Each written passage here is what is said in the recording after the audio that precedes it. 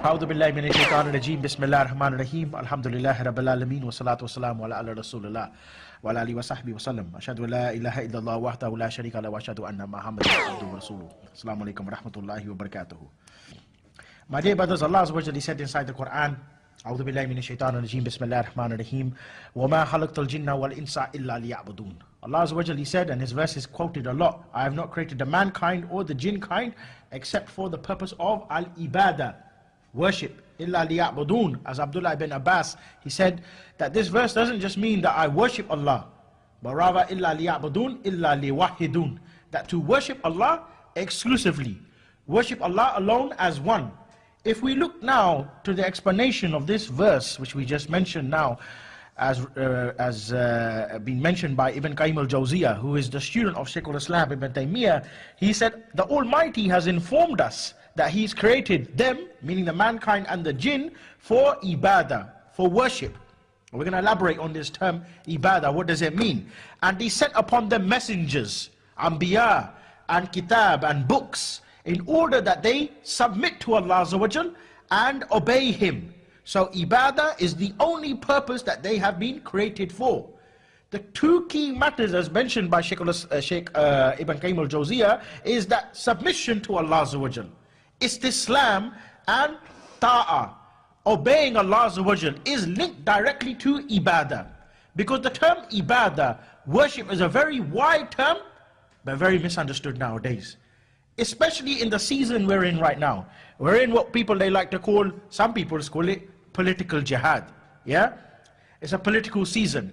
People are vying to vote for a particular candidate in the upcoming election. Some people say we need to vote for this man, this guy whose wife even divorced him, George Galloway, yeah? And that's not a reason to discredit someone. But here's another reason to discredit him. The man who dressed up like a cat for Big Brother, George Pussycat Galloway, the champion of all champions, he calls himself. The man who voted for the war inside Afghanistan under the Labour Party in 2001. He's saying, give me my vote. And not just give me my vote, such a kafir, such a taghut, mushrik, he comes out and says, if you don't vote for me, Allah gonna account you on Yawmul Qiyamah. Subhanallah. And people rallying behind this kafir, putting him up on their shoulders and running around like he's like just won some boxing match or something. Inside Whitechapel, they're holding him up and they're putting him on his shoulders and hoisting him up like he's some big Amir al-Mu'mineen. Subhanallah, what's going on? Other people, they're saying, Aki, we need the kafir. We need the tawheed. Without the legislation of the UK, how can we ever expect any justice? Other people saying, we put our faith, we put our tawakkul in the system of democracy, and via that system we will get victory. For who? For our brother Babar Ahmed, may Allah release him. Yeah? And for many of those asir, people are going with their begging bowls to the kuffar, meaning people are using channels and avenues in relation to the democratic procedure, meaning the system of democracy. Ilmaniya, if we talk about democracy, it is ilmaniya, meaning there is no deen. La deen, there's no deen, secularism. It is all man-made system. And what people, they fail to ask is, does Islam address these issues? What does Islam say in regards to this? Does Islam even permit this? Because for every action that I do, it's not a matter of that it requires evidence, but it requires hukum shari. So there's no, someone can say, for example, there's nothing in the Quran which prohibits Budweiser, so I'm going to drink Budweiser. That's not the way you do actions. Every action requires hukum shari. That hukum shari will be telling you whether something is haram, halal, mubah, wajib, whatever it is, or makruh. It will tell you where everything falls into. The ayah never told me Budweiser is haram, but it tells me alcohol, stay away from it. Stay away from it. The ayah never even said, just don't drink it. I know someone say, oh, I'm not drinking alcohol. That's not alcohol. But I'm not going to drink alcohol. What I'm going to do is I'm going to sell alcohol. Yeah? Then I can sell drugs as well. And I can snort drugs as well, because maybe there's some hadith which talks about smoking intoxicants or something like that. So I'm not going to smoke it, I'm going to sniff it. So you become crackhead instead of somebody who's dealing with weed. What's wrong with you? So the term really that we need to explain and we need to understand is the term called ibadah. What is al-ibadah? The problem is in relation to this, my dear brothers. Shaykh al-Islam Ibn Taymiyyah, he said, ibadah is everything Allah Azza wa Jal, He's pleased with, from the inner and from the outer. From whatever you have inside your own heart, meaning it could be intention to do something. It could be that you make dua from your heart. Or it could be via the action, it could be via the saying. From the inner and from the outer, whatever Allah is pleased with or ordered you to do, He said that is the ibadah. And we can summarize the ibadah as having three pillars. Three pillars of ibadah, meaning there's in three areas, in three zones, where any act of worship it can fall into. The first one is known as al-ifradullahi bin nusuk. When we say al-ifradullahi bin nusuk, meaning we're saying, first of all, number one, al-ifrad means exclusivity. Exclusively doing that action purely for his sake. But when we say al-ifradullahi bin nusuk, we're talking about the ritual acts.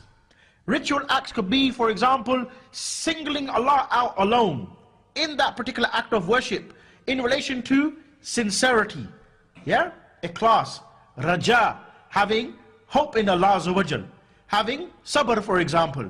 These are all in relation to the ibadah of Allah Azza wa Jal in the ritual acts. So we can give other examples as well. Istighatha, we could talk about dabe, we could talk about slaughtering, we could talk about seeking help from something, from seeking help from Allah Azza wa Jal. Not seeking help from a person in the grave, or seeking help from a person inside this life. Meaning believing this person, he can help you by him, you know, by who he is. His name is Sidi Abdul Qadir Jalani, or Sidi Jishti, or Jishti Bishti, or whoever he is, yeah, Tom, Dick and Harry. You go to him and you say, look, you're such a pious man, and because Allah has blessed you, if I touch your hand, then maybe, you know, I might be able to get married. Just touch my hand and you can get married, subhanAllah. What if you touch his feet? Yeah? So we find people, they're not understanding this, and what they're doing is, they're doing something called shirk. I will elaborate on that in just a little while as well. So they're going to people and seeking help from them, when they should be seeking help from Allah Azza wa Jal, or doing any ritual act of worship for Allah Azza wa Jal. So ifradullahi bin nusuk. Bin nusuk is the ritual acts which are exclusively for Allah Azza wa Jal. Secondly, we can say al-ifradullahi bil wilaya. Bil wilaya, meaning singling out Allah Azza wa Jal alone in terms of alliance and support. What does that mean? That means I love for the sake of Allah. I love Allah first, and I love for his sake, and I ally and I support those people who he told me to support. So the Syrians I support. The Muslims inside Syria, meaning the Sunni Muslims, not just any old person inside Syria, I support them. The Muslims inside Afghanistan, I support them. Why? Because Allah obliged upon me. Allah said, Allah has obliged me to love him and to love for his sake. Al-wala wal-bara. Thirdly, and this is the most crucial one in relation to our subject matter today, it is al-ifradullahi bil-hukmi wat-tashri. Bil-hukm wat-tashri. Singling out Allah Azza wa Jal alone in terms of hukum, in terms of ruling, and tashri in terms of legislation. And this is a big problem now, because the reason why we need to mention this is because everybody else nowadays, when you say, Yaki, for example, if I say to you now, voting is not allowed, it's kufr, they say, what's that got to do with Islam? You know what the problem is people, they have this irja in their tawheed. They make the separation in the tawheed. They separate the sharia from the aqidah. So then what's that got to do with belief matter? I believe in Allah. I believe Allah is one. How can I make shirk? It's such a funny thing. He said voting is shirk. Ooh, like this, like that. Yeah? What's the difference between him laughing at me because of that, than the other person who laughs at him when he has a go at him and says, oh, you can't go to the person inside the grave. And he's laughing. He's telling us I can't go to the person inside the grave. Look who's talking. He said that's shirk. How the hell is that shirk? This person is a doctor. I need him and he's a secretary in order to get to the doctor. So that's why I go to the person inside the grave. You're fooling people. You never understood what is tawheed. Tawheed, it is al-ifradullahi bil ibadah in everything. In everything. In the ritual acts, in loving him, in supporting his cause, in carrying the dawah, engaging in the jihad. The ibadah could be from the inner and from the outer, and Shaykh al-Islam Ibn Taymiyyah he mentioned. So ibadah, as we understand now, is not just ritual acts. Remember, the tawheed, my dear brothers, has two particular divisions, two major divisions. One is your belief in Allah Azza wa Jal, which we call tawheed al-halq or tawheed al-rububiyyah. Yeah, Tawheed al-Halq is not very accurate. Tawheed al-Halq is one part of Tawheed al-Rububiyyah, the exclusive right of Allah Azza wa Jal to create. Halq. Tawheed, Allah is al-Haliq.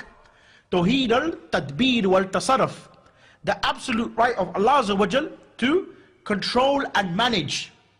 This is in relation to your belief of Allah, Tawheed al-Rububiyyah. So his right to control and manage, he says to the sun, rise from the east and set within the west. His controlling and managing.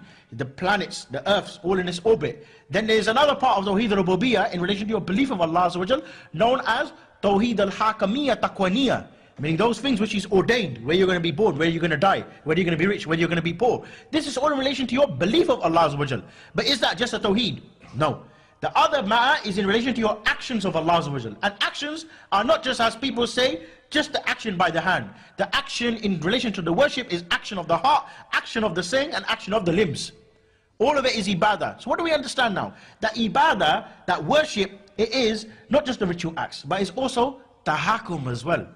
Tahakum is what? When two people, they have a dispute amongst each other, and they go to solve that dispute, and they go to a person who's either going to open up the book of Allah, or he's going to open up his own mind and give you judgment from that. Like what people they do today. You bang my car, I bang your car. Let's not bang each other. But we bang each other's car and we have a dispute. I'm going to take you to court and I'm going to prosecute you. And I'm going to sue you for damages. What are we doing? We're taking judgment now. Not from the Quran or Sunnah. We're not going, we had a fight. Call him now and he's going to solve our dispute. No, we're going to some guy with horse hair, tights on as well, yeah? And shoes which belong to a woman. Literally, it's like they wear the shoes that the Muslim woman should be wearing, yeah? The flat ones, yeah? And you're going to him for judgment. Long wig coming down, and he's going to tell you, my honor, my judge, A'udhu Billah, my honor, my judge. And then people rise for him and sit down for him. This is someone Tawhut, and we'll explain what is Tawhut as well. So, if we look to one scholar, he died in the year 456 Hijri. His name is Ibn Hazm. Ibn Hazm, rahmahullah, he said ibadah. He gave us a nice definition of what is ibadah. He said ibadah is itba'. Ibadah is itba', following, and inqiyad. Inqiyad meaning submission. Meaning now what? When I understand now, ibadah is not just ritual acts. No, ibadah is not just ritual acts. Ibadah is everything. Then what Allah is pleased with, it could be everything then. Meaning even voting. Before I vote, I should ask the hukum. What is the hukum with regards to voting? Is it allowed? Is it not allowed?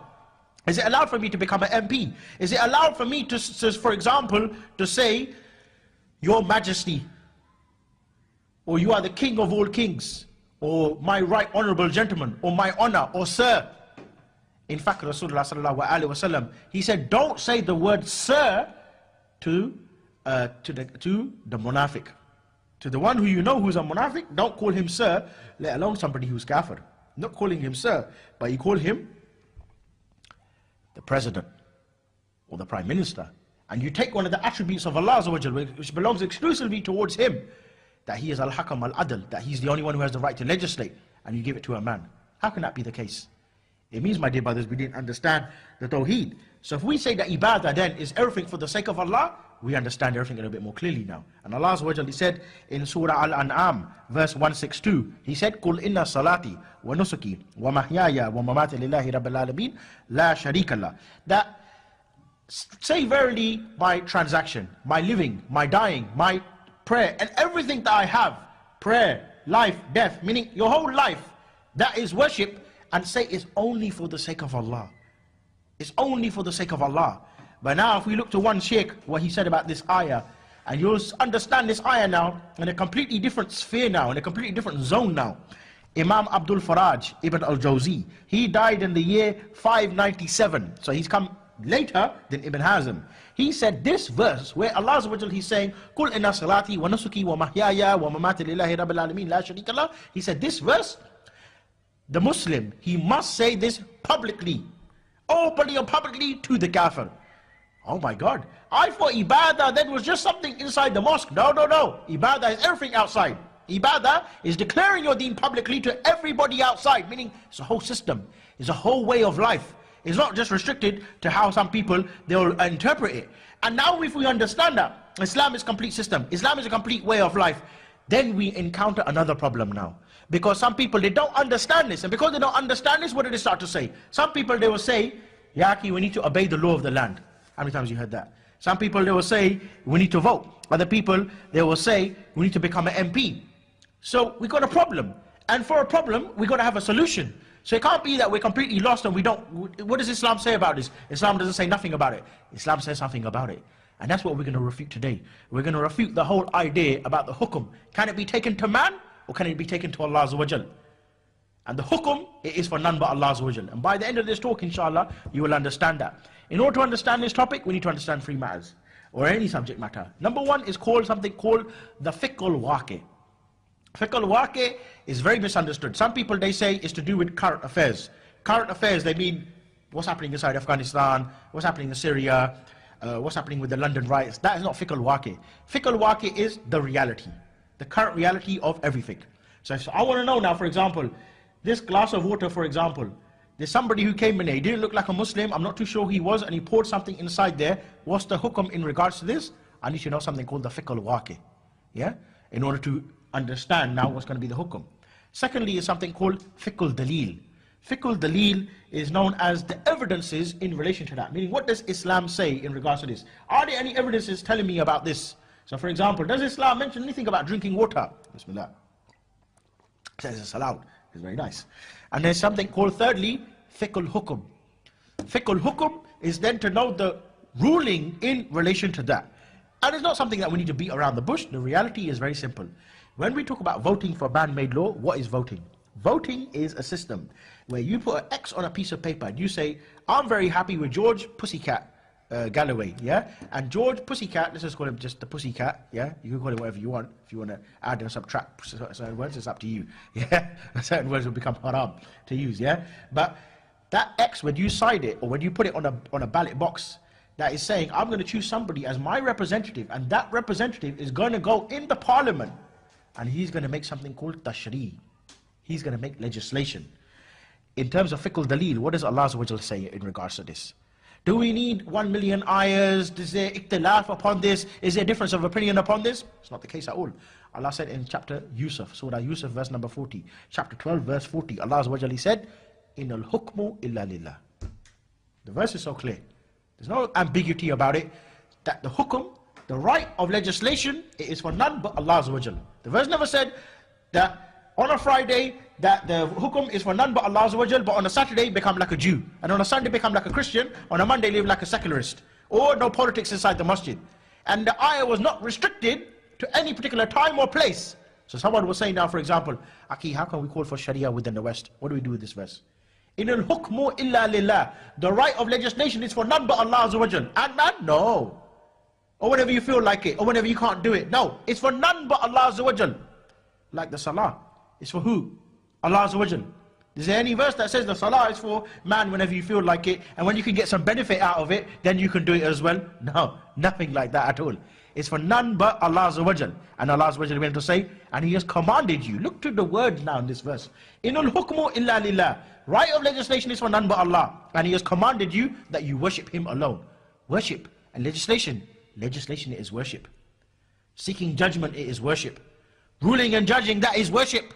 And then Allah Azza wa Jal went on to say, that is the correct religion. And then Allah Azza wa Jal told us about these people who say, no, but we can vote. No, what's this got to do with the politics? It's nothing to do with Islam. He said, but most people, they don't know. Most people don't know. Legislation, tahakum, tashri', haram, halal, it is Islam. It is everything to do with Islam. So, if we go now to Imam al-Baghawi, and he said in the commentaries, the tafsir of Imam Baghawi, volume 2, page 427, he said, indeed, the right of ruling, commanding, and prohibiting is for none but Allah Azza wa Jal.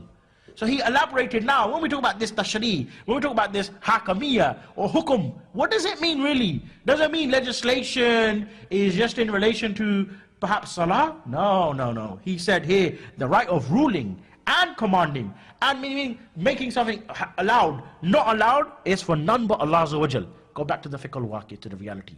What do they do inside the parliament? Did they make kebab? Did they make cheese on toast or something? Did they make love? No. They don't just sit there and just fall asleep. Some of them are asleep. Huh? What? Huh? They're completely crazy. Some of them are like apes inside there. They make something called legislation. And Allah Azza wa Jal, He's the only one who has the right to decide haram, halal, legal or legal. Anybody then he believes otherwise, he is somebody what we call a mushrik. Big word, doesn't have too much of a long meaning. You don't need a big paragraph about that. Mushrik means kafir. Kafir means he's not a Muslim anymore. He has committed something called shirk. Shirk in Allah Azza wa Jal, meaning he's given Allah Azza wa Jal's attribute to somebody else. How can that be the case? How can that be shirk? I'll tell you how it's shirk. Legislation tashri occurs in three ways. Number one is something called istihlal ul haram.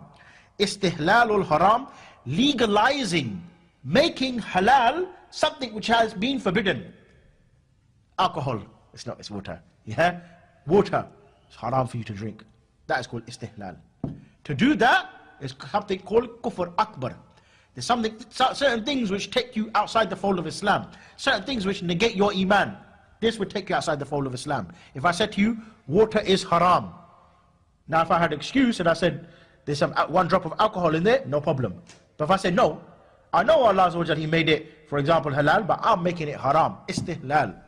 Istihlalul haram, yeah, then that is something, legalizing something which has been forbidden, meaning alcohol. I make that allowed, then that is something kufr akbar in terms of tashri legislation. Secondly is something called tahrimul halal. Tahrimul halal is prohibiting whatever is legal. Again, we go back to this glass of water. It's halal, I make it haram. And then there's something else called jahud al-wajub, denying obligations. Jahud al-wajub. Jahud means to deny, or the one who's jahid. Jahud al-wajub is denying any obligations. So he denies and he says, nothing called salah inside Islam. Or I'm going to make forbidden something called wearing the hijab, for example. Now if we look now inside the parliament, do they do these three things? If it's not the case, then no problem, we can finish the topic. Yeah? But do they legalize those matters which are forbidden? Yes. What do they do? People, they say, oh no, we're going to get some benefit out of it. We're going to get some mosque built out of it. You may get your mosque built out of it. But your vote on your neck, on your mulkiyama, is not just that mosque that you got built and they're going to forget about it. You're never going to get your mosque built because most of these people are crooks and keep the money for themselves anyway. Yeah? But when they open up 24-hour drinking, that's on your neck.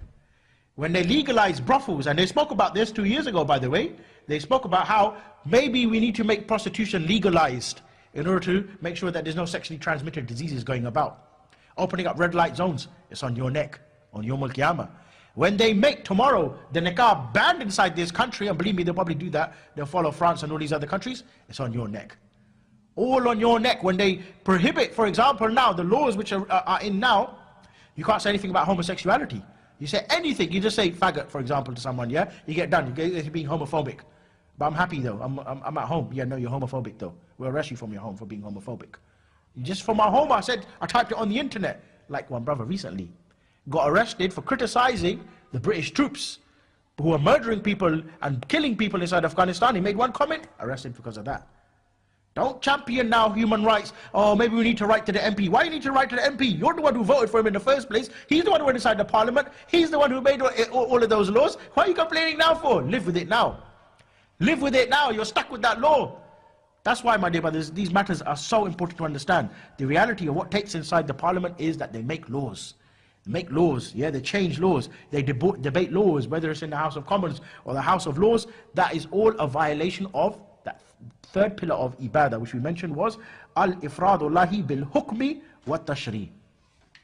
Al-ifradullahi bil-hukmi wa-tashri, which is the absolute right of Allah Azza wa Jal in terms of His hukum and His legislation and His ruling. That is something which you have violated in terms of your ibadah, and that is something shirk akbar. And the shirk akbar is something, my dear brothers, so grave. The shirk akbar, meaning associating a partner with Allah, is that matter in where Allah Azza wa Jal for Himself has negated His rahmah.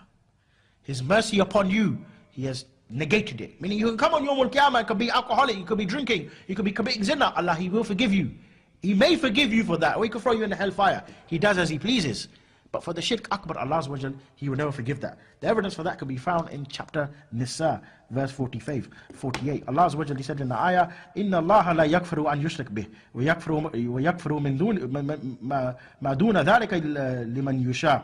وَمَنْ يُشْرِكْ بِاللَّهِ فَقَدْ أَفْتَرَّ إِثْمًا عَظِيمًا. Allah Azza wa Jal, He said that He does not forgive shirk, but He forgives anything less than that. He doesn't forgive shirk, but He forgives anything less than that. What is shirk then? Shirk, we said, is associating partners with Allah Azza wa Jal, but it can occur two ways. It could be something called shirk as-sarf wal-ataf. To associate a partner with Allah in any of His names, attributes, functions, any of the ritual acts which should be for Him, any of the legislation which should be for Him, to associate with Him, meaning to make a partner with Him, or to direct it to somebody else. Shirk as-sarf wal-ataf. Let's give an example of shirk. Been mentioned in chapter 14 of Kitab al-Tawheed of Shaykh Muhammad ibn Abdul Wahhab. He wrote a whole chapter on something called istighatha. I already mentioned this term already. Istighatha is to seek help from other than Allah Azza wa Jal. So for example, there is a pious person in the community. He used to pray a lot and he dies. And you go to his grave now and you think, oh my God, this man was so good. He was such a good pious person. So let me raise my hands and ask this person now within the grave, make my business successful. That is what you call seeking help from other than Allah Azza wa Jal. Allah Azza wa Jal, He refuted this whole matter in one verse in Surah Al-Ankabut, Ankabut, verse 17. Verily, those whom you worship, going to the graves is worship. He said, verily those whom you worship besides Allah have no power to give you any provision. So seek your provision from Allah Azza wa Jal alone. This whole idea of seeking help, whether from somebody alive or somebody dead, we're not talking about help as in like, can he come fix my car? No, no, no. When you think this person is so pious, let me bow down to his feet. Let me make dua to him. Whoever he is, make dua to him and he can help me. That is something shirk. So Allah Azza wa Jal, He made seeking help from somebody else as something shirk. Then what about, my dear brothers, legislation? Seeking legislation from somebody else, is that not also shirk? It is. Why? Because in the first place, tashri' was a matter of worship. It's a matter of ibadah. And how many people they will engage in elections? How many people will vote for somebody and they will commit this shirk without to even know? They will commit this shirk without to even know. And in fact, Rasulullah sallallahu alaihi wasallam, he warned us about this. He said in the hadith, start to do the good deeds. Start to do those good deeds. Fitn after fitn will reach you. Test after test, trial after trial will reach you, like the dark cloud coming in the dark night. And a man, he will wake up as a mu'min. In the morning he wakes up good Muslim, mashallah, fajr. But when he goes to sleep, he goes to bed as a kafir. And likewise, he goes to bed as a mu'min. But just before he goes to sleep, he says, who am I going to vote tomorrow for? Nick Clegg? Yeah? Or the one with the nice facial, David Cameron? Or George Pussycat Galloway? Which one am I going to vote for? And he says, he prays Isha, and then after Isha he makes istikhara, and with the istikhara he says, I think I'm going to go for George. Because George did tell me about Yawm al-Qiyamah, so he's the lesser of the three evils, so I'll go for it. Plus he looks like he's a potential Muslim. He's got a beard. He hasn't got a beard. He just forgot to shave. That's what it is. He'll shave once you vote for him, then he'll get his £100,000 a year. He's a crook. This guy is a crook. That's why his wife divorced him. Yeah. So how many people, my dear brothers, will do that? They don't understand the consequences of their actions, that they could become kafir without to even know. In fact, Abdullah ibn Abbas, he said with regards to those people at the time of just before the time of Noah alayhi salam, they made, from some pious people after they died, they made some statues. You know what he said about them? He said, وَكَفَرُوا وَالْحَيْثُ يَعْلَمُونَ. He said those people, they become kafir without to even know. How can it be? How did they become kafir without to even know? They saw some pious people, after they passed away, they had some good intention. Let's build some statue, let's build some portrait that will remind us of them. Shaitan said, no, don't do it this way, do it that way. After a while, they become kafir without to even know. What about us today then? What about us today? Knowingly, we know about the hukum, about the tashri. Or if we don't know about it, then by the end of the talk, you will know about it. Yet still people, they'll go and they'll start to vote and start to bring certain shubuhat, certain doubts as well. They start to say, no, we need to vote. We need to vote. Why? Because we need to help the ummah. They'll say, for example, we need to help the ummah. But are those means permitted by Allah Azza wa Jal? Ask yourself that. Are they allowed? Yeah? Because if it's not allowed, my dear brothers, for us to seek help from somebody who maybe he was a mushrik, who's dead, then how could it be allowed for us to seek help from somebody who's alive, who's a kafir? And both of those matters are ibadah. To make dua, ad-dua huwa al-ibadah, Rasulullah said. That is ibadah. Tashri' legislation, that is ibadah. Why you want to make the separation for? Meaning you got irja, you got separation in your tawheed. You never understood about the hukum of Allah Azza wa Jal. Other people will say, we need the sharia, so we need to vote. We need the sharia, we need to vote, like what happened inside Algeria. They voted, and then they got via democratic means to establish the sharia. But is, my dear brothers, Allah Azza wa Jal in need of such a method? Allah, He wants, He can give you victory. If Allah, He wants, He can give you victory. But is Allah Azza wa Jal needing that kind of worship? Allah doesn't need that. Allah does not need that. And if we give two examples, my dear brothers, two examples or two scenarios, and answer yourself the question, what do you think with regards to these matters? First one, if we say, someone says, look, I want to liberate Afghanistan. MashaAllah. He wants to liberate Afghanistan from the Yahud and the Nasara and the British and the Americans and all of their occupiers. But he says, look, my method for liberating Afghanistan is I'm going to go to the grave of somebody and I'm going to make dua to him, and that person inside the grave, he will kick out all of the Americans. MashaAllah. Yeah? Let's call that person Vishnu, for example. Vishnu, yeah, some guy called Vishnu inside the grave. Vishnu will help me to liberate Afghanistan. What would you say? Is there maslahah within that? Interest and benefit within that? No. Is that something allowed in the first place? No. What are you going to say? Shirk. It's shirk. You're seeking help from somebody alive, dead within the grave. What about somebody alive? Now let me give you another scenario. We've got one imam, and his, mashallah, his tajweed is so nice. He's got such a good beard. You know what? Not only just that, he's one of the best good-looking imams that you've ever seen. Such a good-looking imam. Is it allowed for him to become a prostitute? Yeah? Sell his backside on the street corner of the mosque, yeah? Raise money for jihad and to fund the mujahideen inside Afghanistan and Iraq. Is there maslahah within that? The action in itself, what's the hukum in regards to that? It's haram. Not allowed for him to do that. Yeah? Can we get maslahah? Can we get benefit out of that? No. If in that matter you say there's no maslahah, there's no benefit within that, yeah? Then how is it that in something else, which is an act of worship, yeah? Legislation, you vote for somebody and you say we can get some benefit out of that. We can get some mosque built. SubhanAllah. This man, he's saying, look, I'm going to sell my backside, fund the mujahideen, and I'm going to kick out all of the Americans, and we're going to establish a khilafah as well. All he's going to do is sell his backside. He's a very good looking imam. He maybe make us about $2,000 a day if he really tries hard. If he really bends over hard enough, yeah? We can make $2,000, yeah?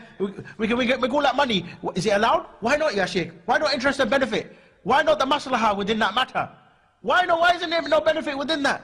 SubhanAllah. Or other excuse of people say, Yaki, we've got two kafir.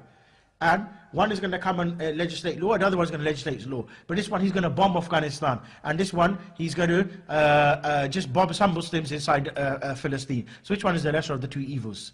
All right then, no problem. In the area of the lesser of the two evils, why don't we apply it to something else now? In the summer, it gets a bit hot for some of the single brothers. Yeah? And he's faced with two evils. He could either go and get a girlfriend, get her phone number, link her up and go and do zina with her. And he could get her pregnant, but he could not get pregnant because he could use a condom. Or he could do it with the hand. He can masturbate. Masturbation leads to blindness. Sleeping with a girl, not necessarily you can become blind. Sheikh, can I go and get a girlfriend? Why not? Oh no, that's not allowed. Oh no, that's haram. All right, can I masturbate then? Can I just, play with my hand? No, you can't. Why not? How? Why not? Why not in there, lesser of the two evils? Why in this one, lesser of the two evils? Why play around with the deen? In the first place, the whole idea, lesser of the two evils, is only, first of all, under duress, and as far as the area of maslahah is concerned, is only in the area of mubah. Imam Malik, he said so. And we'll go through that next week. We'll go through the whole issue about duress, interest and benefit, lesser of the two evils, and refute all of those arguments. But legislation, what we need to understand, it is a matter of tawheed for us, and that's why we're emphasizing upon it. I know some of the examples I give are crude, but it's that serious of a matter. It's not something we can play around with. We're not talking about zina here. We're not talking about drinking alcohol here. We're talking about something which, if you do it the right way, if you seek the legislation from Allah, you get reward for it. And if you go other than that, it's not a matter of haram. It's a matter of shirk akbar. It's a matter of kufr akbar. It's something that takes you outside the fold of Islam. And it's a matter of tawheed. Why? Because Allah Azza wa Jalla said in the Quran in Baqarah 256, He said, La ikraha fi din, qad tabayyana ar-rushd min al-ghayy, faman yakfir bit-taghut wa yu'min billah, faqad istamsaka bi urwatil wuthqa, lam fisama laha, wallahu samiyyun alim. Allah Azza wa Jalla said, there's no compulsion in the religion. Those ikhwani, murjiya, those people today, they love this part of the ayah.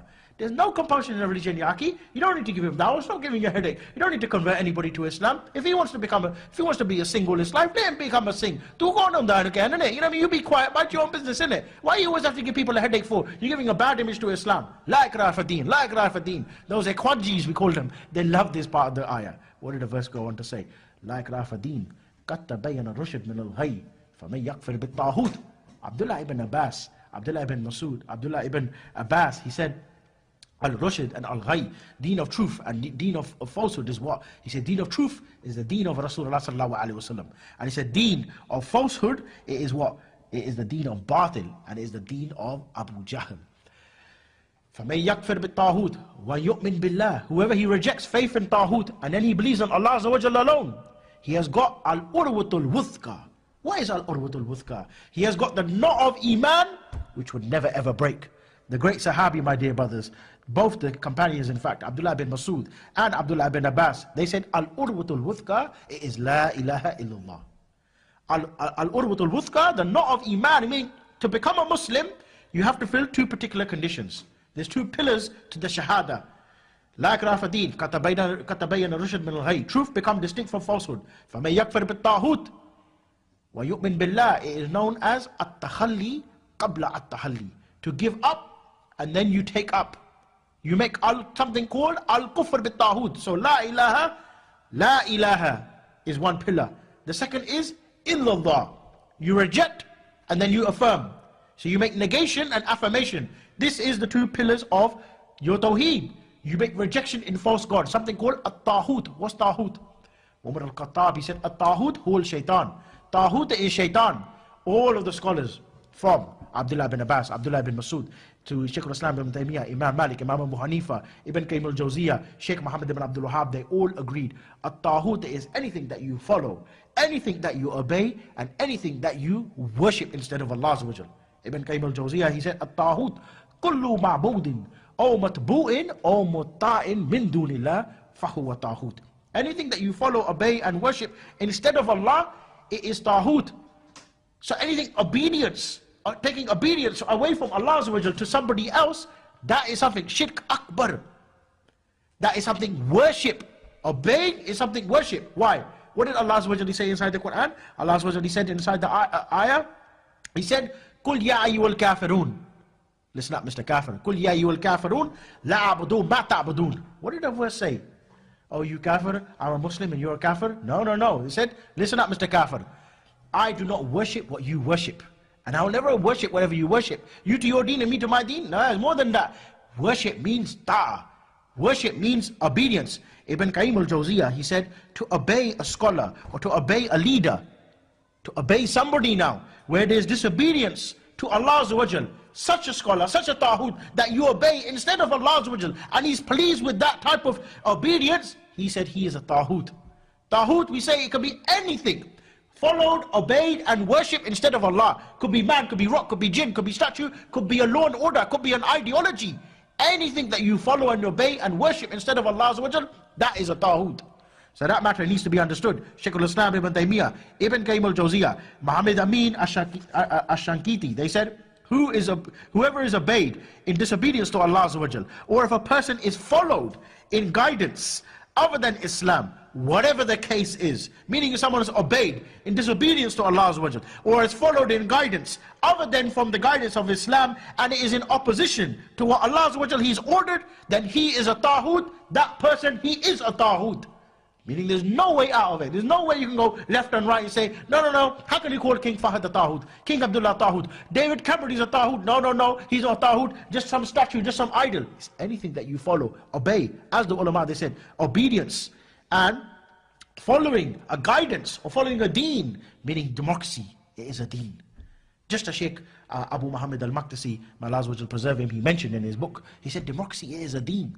It's a deen. What is deen? Abdullah bin Abbas, he said deen is what you believe in, what you live by, what you're prepared to die for. It's your whole life. That is deen. What is democracy? It's not a way of life. It's a deen. The whole war on terror now is a matter of a deen. Two deens. Deen of Islam and deen of kufr. Deen of the Sharia and deen of democracy, both clashing with one another.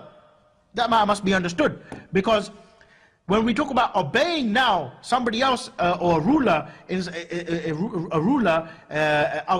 in terms of Islam, obeying any ruler in kufr legislation, then that is something which affects our very tawheed. It affects our very shahada. In relation to this, al-kufr bit-taghut, it affects that, my dear brothers. Why? Because when we talk about at-tawheed now, when we talk about al-kufr bit-taghut, and then we believe in Allah, when we believe in Allah, we make something called al-ifrad. Al-ifrad Allahi bil-ubudiyya. Ibadah to Allah Azza wa Jal exclusively. The opposite of that, as we mentioned, is shirk.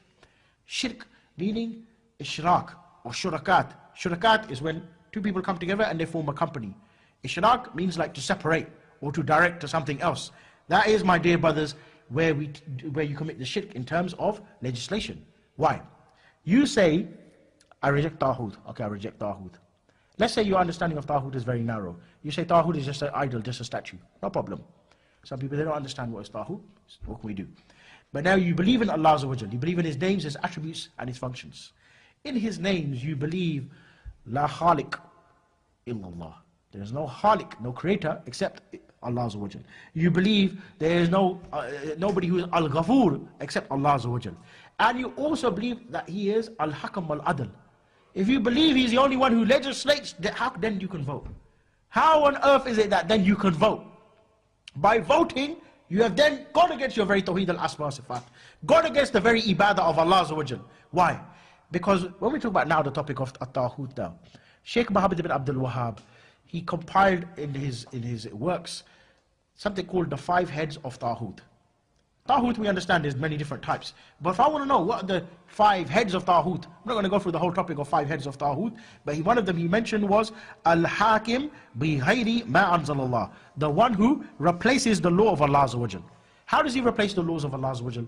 He can do it by 2 ways. Number 1 is something called Istibdal. Istibdal is when he replaces the laws of Allah Azza wa Jal. Istibdal. The second one, we already mentioned this before, is something called Istihlal. Istihlal is when someone, he makes the haram halal or haram halal. Yeah, he does that. But you know what this is regarding? When he spoke about the one who is the hakim, in terms of the ruler, who replaces the laws of Allah Azza wa Jal, you know who he was talking about? He was talking about the Muslim ruler. The Muslim ruler. If that is the case, with Sheikh Abdul Wahhab, he said about the Muslim ruler, then what about, my dear brothers, the one who implements original, he's kafir asli, he's original kafir, he implements kufr law and he asks you to obey him, asks you to vote for him, and you, stupid imam, go around to people and say, it's wajib to vote. Do you understand how ridiculous it looks now?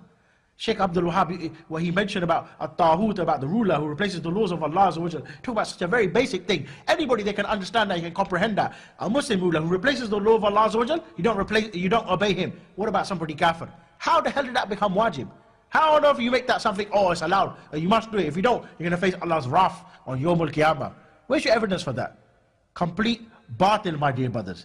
Complete batil, my dear brothers. Because voting and making the shirk in Hakamiyah, you've gone against that very shahada, those 2 pillars. At-Takhalli qabla at-Tahalli. فَمَنْ يَكْفِرْ بِالطَّاغُوتِ وَيُؤْمِنْ بِاللَّهِ. And Allah Azza wa Jalla said in Surah An-Nisa, verse number 60.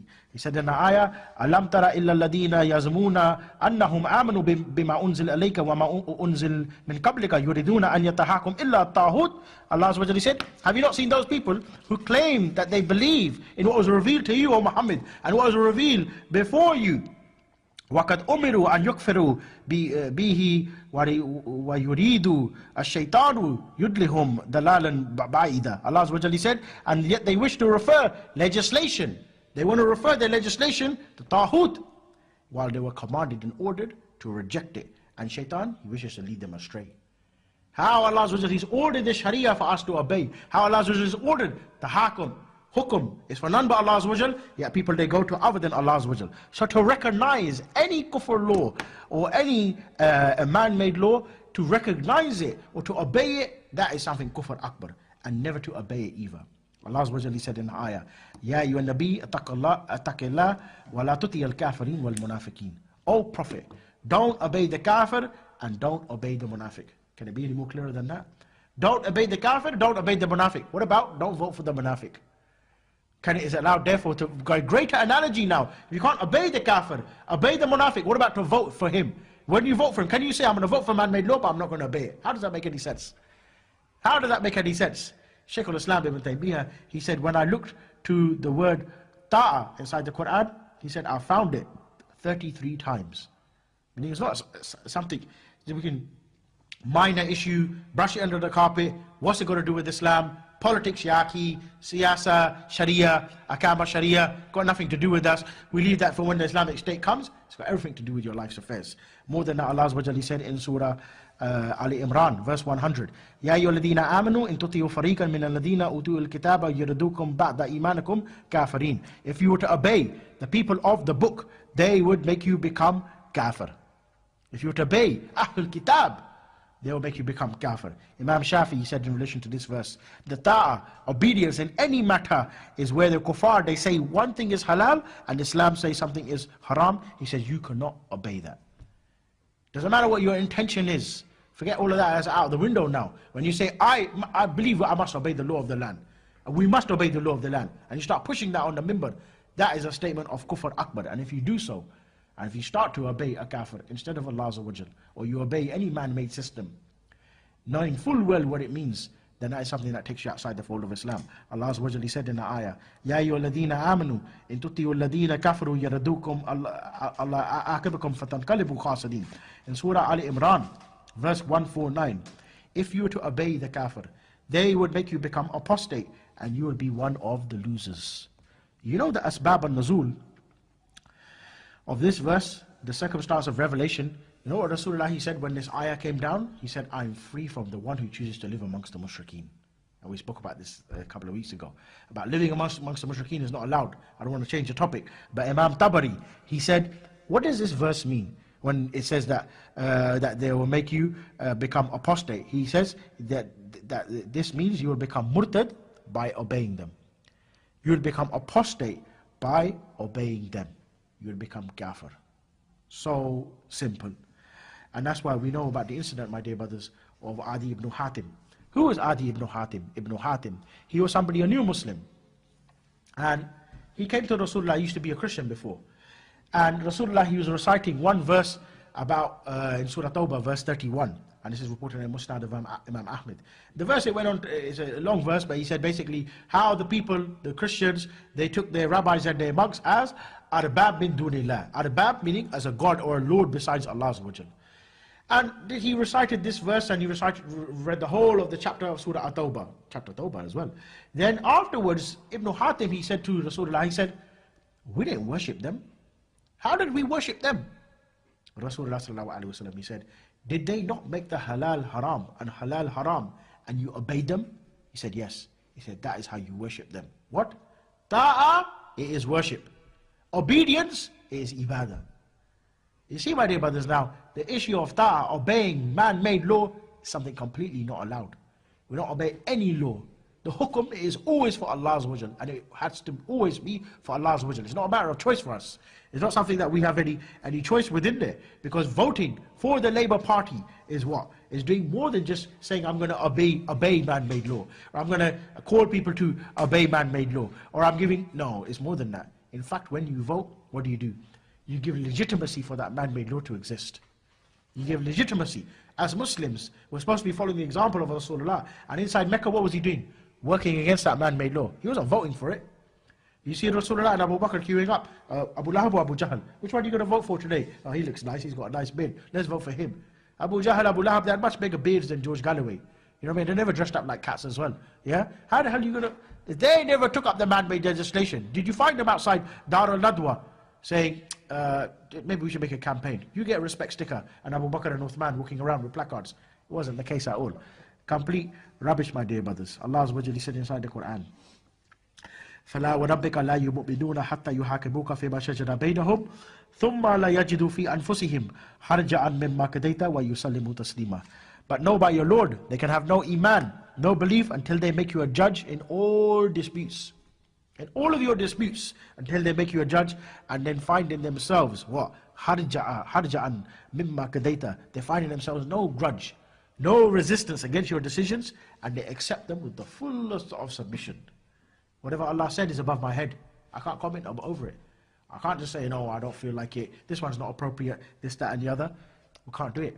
Our problem, my dear brothers, is we don't know what is ilah.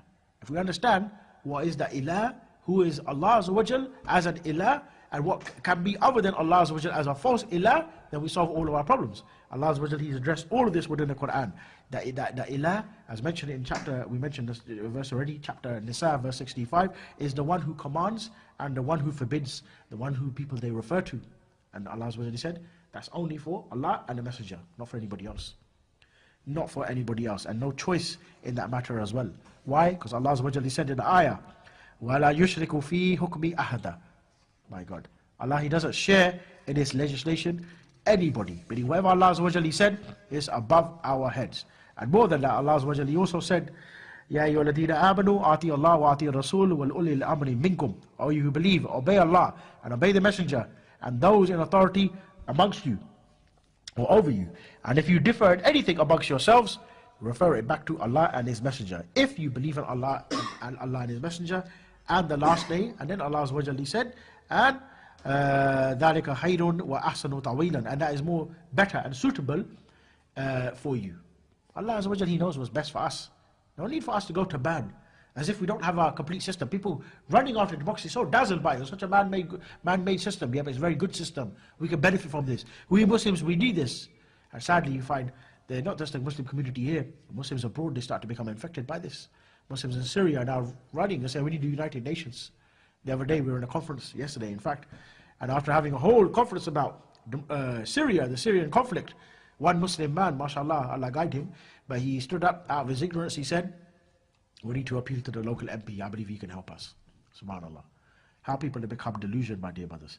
Shaykh al-Islam ibn Taymiyyah, he said, if you follow, submit, and obey anybody other than Allah Azza wa Jal, then you would become a mushrik. You would become a mushrik. And more than that, Allah Azza wa Jal, He said in Surah Al-Asab, many verses, my dear brothers, we speak about this, chapter 33, verse 36. وَمَا كَانَ لِمُؤْمِنِينَ وَلَا مُؤْمِنَاتٍ إِذْ قَالَ اللَّهُ وَرَسُولُهُ أَمْرًا أَنْ يَكُونَ لَهُمْ الْخِيَرَةُ مِنْ أَمْرِهِمْ وَمَنْ يَعْصِ اللَّهَ وَرَسُولَهُ فَقَدْ ضَلَّ ضَلَالًا مُبِينًا. Allah Azza wa Jalla said, it's not fitting for a believing man or a believing woman when Allah and His Messenger have decided in a particular matter that they should have any option in this decision. And whoever disobeys Allah and His Messenger, he has strayed away, he has gone upon dalala, in plain error. Meaning Muslims not allowed to have any opinion over any of the ahkam of the Sharia, not even to comment above it. Not even to comment above it. And Allah Azza wa Jalla, He said in Surah Ankabut, verse 47, He said, وَمَا يَجْحَدُوا بِآيَاتِنَا إِلَّا الْكَافِرُونَ. Nobody He rejects our verses. Meaning, what's the ayat? Divine rules, except the kafir. Nobody rejects our verses except somebody who is a kafir. For that reason, my dear brothers, we say, in al-hukmu illa lillah. The right of legislation is for none but Allah Azza wa Jal. Nobody has the right to legislate. Voting in itself, it is completely not allowed. It's not accepted at all. Voting knowingly for man-made law is something that could take you outside the fold of Islam by sharing in His legislation. If there's anything good I've said, it's all from Allah Azza wa Jal. If there's any mistakes, they're all but my own. Jazakallah khairan wa sallallahu alayhi wa sallam.